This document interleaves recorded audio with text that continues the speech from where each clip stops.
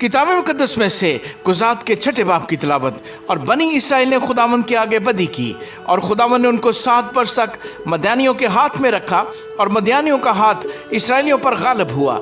और मदियानियों के सबब से बनी इसराइल ने अपने लिए पहाड़ों में खो और गार और कले बना लिए। और ऐसा होता था कि जब बनी इसराइल कुछ बोते थे तो मदियानी और अमलीकी और अहले मशरक उन पर चढ़ आते थे और उनके मुकाबले डेरे लगाकर गजा तक खेतों की पैदावार को बर्बाद कर डालते। और बनी इसराइल के लिए ना तो कुछ मुआश, ना भेड़ बकरी, ना गाय बैल, ना गधा छोड़ते थे, क्योंकि वो अपने चौपायों और डेरों को साथ लेकर आते और टिड्डियों के दल की मानद आते, और वो और उनके ऊंट बेशुमार होते थे।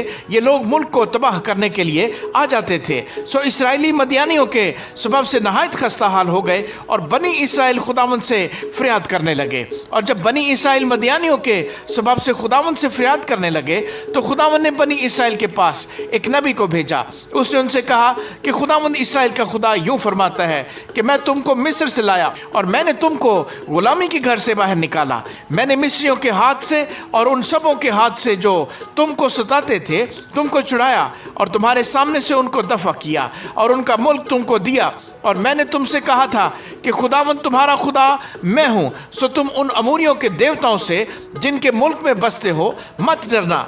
पर तुमने मेरी बात ना मानी। फिर खुदावंद का फरिश्ता आकर उफरा में बलूत के एक दरख्त के नीचे जो युआस अभी अजरी का था बैठा, और उसका बेटा जदाउन मैं के एक कोहलू में गेहूं झाड़ रहा था ताकि उसको मदियानियों से छिपा रखे। और खुदावंद का फरिश्ता उसे दिखाई देकर उससे कहने लगा कि ऐ जबरदस्त सोरमा, खुदावंद तेरे साथ है। जदाउन ने उससे कहा, ऐ मेरे मालिक, अगर खुदावंद ही हमारे साथ है तो हम पर ये सब हाथ से क्यों गुजरे, और उसके वो सब अजीब काम कहाँ गए जिनका जिक्र हमारे बाप दादा हमसे यूं करते थे कि क्या खुदावंद ही हमको मिस्र से नहीं निकाल लाया। पर अब तो खुदावंद ने हमको छोड़ दिया और हमको मदियानियों के हाथ में कर दिया। तब खुदावंद ने उस पर निगाह की और कहा कि तू अपने इसी जोर में जा और बनी इसराइल को मदियानियों के हाथ से छुड़ा। क्या मैंने तुझे नहीं भेजा? उसने उससे कहा, ऐ मालिक, मैं किस तरह बनी इसराइल को बचाऊं? मेरा घराना मनस्सी में सबसे गरीब है और मैं अपने बाप के घर में सबसे छोटा हूँ। खुदावंद ने उससे कहा, मैं जरूर तेरे साथ होऊंगा और तू मदियानियों को ऐसा मार लेगा जैसे एक आदमी को। तब उसने उससे कहा कि अब अगर मुझ पर तेरे कर्म की नजर हुई है तो इसका मुझे कोई निशान दिखा कि मुझसे तू ही बातें करता है, और मैं तेरी मिन्नत करता हूँ कि तू यहाँ से ना जा जब तक मैं तेरे पास फिर ना आऊं और अपना हदिया निकाल कर तेरे आगे ना रखूं। उसने कहा कि जब तक तू फिर आ ना जाए मैं ठहरा रहूंगा। तब जदाउन ने जाकर बकरी का एक बच्चा और एक ईफा आटे की फतीरी रोटियां तैयार की और गोश्त को एक टोकरी में और शोरबा एक हांडी में डालकर उसके पास बलूत के दरख्त के नीचे लाकर गुजराना।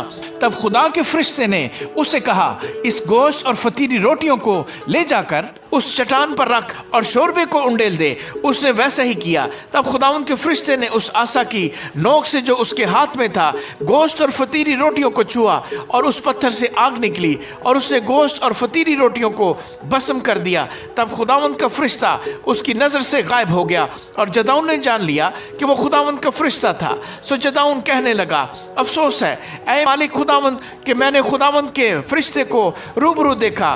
खुदावंद ने उससे कहा, तेरी सलामती हो, खौफ न कर, तुम मरेगा नहीं। तब जदाउन ने वहाँ खुदावंद के लिए मज़बा बनाया और उसका नाम यहोवा सलूम रखा, और वो अभी अजनियों के उफरा में आज तक मौजूद है। और उसी रात खुदावंद ने उसे कहा कि अपने बाप का जवान बैल, यानी वो दूसरा बैल जो 7 वर्ष का है, ले और बाल के मज़बा को जो तेरे बाप का है ढा दे और उसके पास की यसीरत को काट डाल। और खुदावंद अपने खुदा के लिए इस गढ़ी की चोटी पर कायदा के मुताबिक एक मज़बा बना और उस दूसरे बैल को लेकर उस यसीरत की लकड़ी से जैसे तू काट डालेगा सोख्ती कुर्बानी गुजरा। तब जदाउन ने अपने नौकरों में से 10 आदमियों को साथ लेकर जैसा खुदावंद ने उसे फरमाया था किया, और चूंकि वो ये काम अपने बाप के खानदान और उस शहर के बाशिंदों के डर से दिन को ना कर सका, इसलिए उसे रात को किया। जब उस शहर के लोग सुबह सवेरे उठे तो क्या देखते हैं کہ بال کا مذبح ڈھایا ہوا اور اس کے پاس کی یسیرت کٹی ہوئی اور اس مذبح پر جو بنایا گیا تھا اور وہ دوسرا بیل چڑھایا ہوا ہے، اور وہ آپس میں کہنے لگے کس نے یہ کام کیا؟ اور جب انہوں نے تحقیقات اور پرسش کی تو لوگوں نے کہا کہ یواس کے بیٹے جدعون نے یہ کام کیا ہے۔ تب اس شہر کے لوگوں نے یواس سے کہا کہ اپنے بیٹے کو نکال لا تاکہ قتل کیا جائے، اس لیے کہ اس نے بال کا مذبح ڈھا دیا اور اس کے پاس کی یسیرت کاٹ ڈالی ہے۔ یواس نے ان سبوں کو جو اس کے سامنے کھڑے تھے کہا، کیا تم بال کے واسطے جھگڑا کرو گے یا تم اسے بچا لو گے؟ جو کوئی اس کی طرف سے جھگڑا کرے وہ اسی صبح مارا جائے۔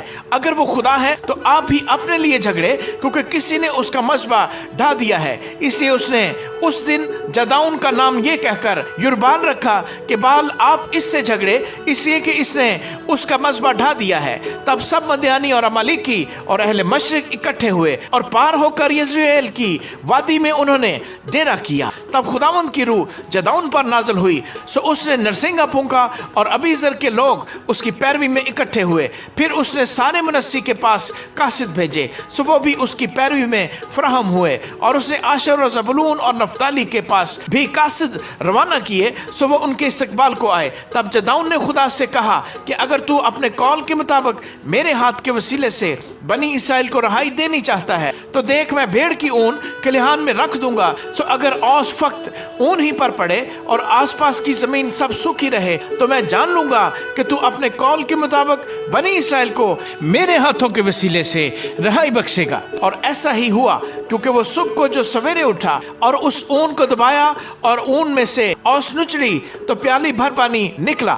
تب جدعون نے خدا سے کہا کہ تیرا غصہ مجھ پر نہ بھڑکے، میں فقط ایک بار اور عرض کرتا ہوں، میں تیری منت کرتا ہوں کہ فقط ایک بار اور اس اون سے آزمائش کر لوں۔ اب صرف اون ہی اون خشک رہے اور آس پاس کی زمین پر اوس پڑے۔